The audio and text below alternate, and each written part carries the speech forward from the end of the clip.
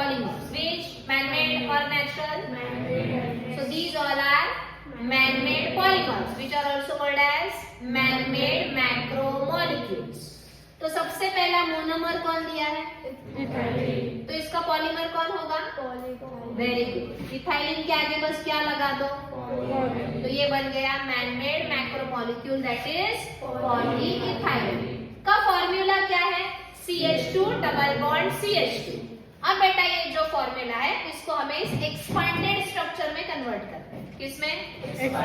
Very easy. सी है वो दो कार्बन एटम उठाओ जिनके बीच में डबल बॉन्ड है. So are these two carbon atoms having double bond? अब इन दोनों के बीच में डबल बॉन्ड की जगह देन इनके अराउंड दो बड़े बड़े लाइंस एंड इसके अराउंड ब्रैकेट डाल के बाहर N. पहला स्टेप समझे? इसको कैसे एक्सपांड करना है? क्या करना है?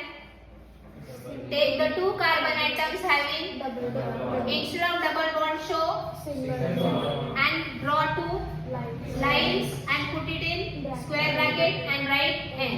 अब बचे हुए कौन? So show them with the bonded form. So see, is it the same one? Yes. कैसे एक्सपांड करना है समझ में आया? ये है मॉलिक्यूलर फॉर्मूला और ये है structural formula of the polymer. N का मतलब क्या? ऐसे और कई सारे एक दूसरे के साथ कनेक्ट कर दिए और तब जाके ये मोनोमर जुड़ के क्या बने? पॉलीमर. क्या बने? पॉलीमर. चलो अगला वाला बताओ तुम लोग. किसको उठाना है पहले? ये दो कार्बन को जिनके बीच में क्या है? डबल. चलो 1 2 and instead of double bond क्या शो करना है? सिंगल. अब two straight long lines, then square bracket and N. अब देखो इस कार्बन के अराउंड कौन कौन है? C6H5 and H. तो एक को ऊपर डालो और एक को नीचे. चलो मैंने नीचे किसको डाला? ऊपर कौन है? C6H5.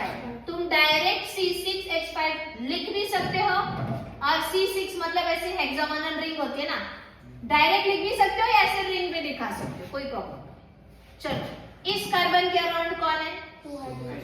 तो क्या करूं? 1 हाइड्रोजन अबव एंड 1 बिलो. हो गया स्ट्रक्चर? Yes. समझ में आया? So this is how from the molecular formula of a monomer you can draw the structure of polymer. Understood? Yes.